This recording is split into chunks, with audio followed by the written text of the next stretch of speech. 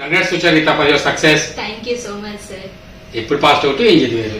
యాక్చువల్గా నేను 2019 pass out sir triple E branch. కాకపోతే ట్రిపుల్ ఈ బ్రాంచ్ లో నుంచి నాకు చాలా రేట్గా వచ్చాయి సార్ ఆఫర్స్. సో అందుకోసమని నేను సాఫ్ట్వేర్ కి వెళ్దామని అనుకున్నా. కాకపోతే మా బ్రదర్ సజెస్ట్ చేశారు ఏంటంటే సాఫ్ట్వేర్ లో ఈ రియాక్ట్ డెవలపర్ కోర్స్ అనేది చాలా బూమ్ లో ఉంది అని. సో నాకు అప్పుడు ఈ ఇన్స్టిట్యూట్ సజెస్ట్ చేశారు సార్. సో అలా నేను ఈ ఇన్స్టిట్యూట్ అనేది వచ్చాను సార్. ఎలా ఉంది 4 months of journey with BRN? చాలా బాగుంది సార్.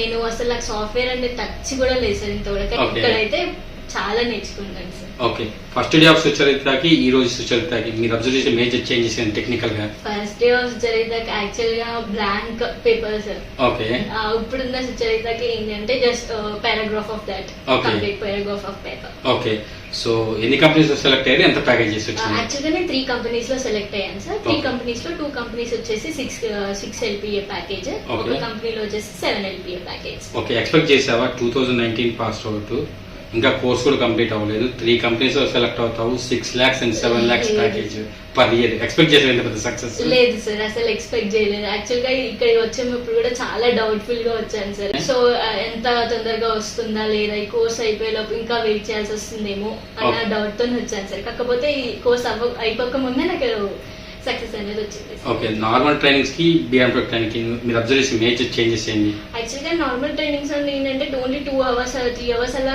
థియరిటికల్ గా చెప్పారు సార్. జస్ట్ ప్రాక్టికల్ నాలెడ్జ్ అనేది మనమే ఉంటుంది. కాకపోతే ఇక్కడ 8 hours చెప్పడం వల్ల ఏంటంటే మాకు ప్రాక్టికల్ గా ఏం ప్రాక్టీస్ చేస్తున్నాము, టాస్క్ చేయడం వల్ల ఇంకా ఇంకేమేం చేస్తున్నాము, మా మిస్టేక్స్ ఏంటి, సార్ చూసి చెప్పడం వల్ల మా మిస్టేక్స్ ఏంటి, ఇంకా మేము ఎంత ఇంప్రూవ్ చేసుకోవాలి అనేది చాలా తెలుస్తుంది. ఓకే, జాయిన్ అయ్యే ముందు అయితే ఖచ్చితంగా ఒక భయం అయితే ఉంటది. ట్రిపుల్ ఈ బ్యాక్గ్రౌండ్ నుంచి వచ్చావు, జాబ్ వచ్చిన తర్వాత భయం ఖచ్చితంగా ఉంటది. చాలా ఉంటుంది సార్. సో ఎట్లా టచ్ చేశారు బిఆర్ఎన్ ని?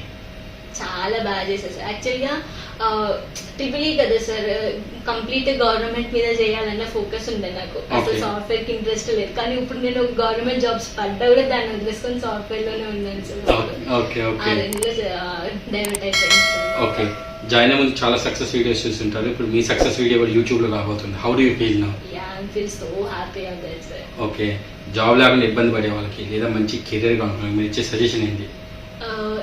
వాళ్ళకి నేను ఇచ్చే సజెషన్ ఏంటి అంటే, మనం ఎంత సార్ వాళ్ళు ఎంత చెప్పినా కూడా మన ప్రాక్టీస్ అండ్ మన నాలెడ్జ్ అనేది గెయినింగ్ ఉండాలి సార్.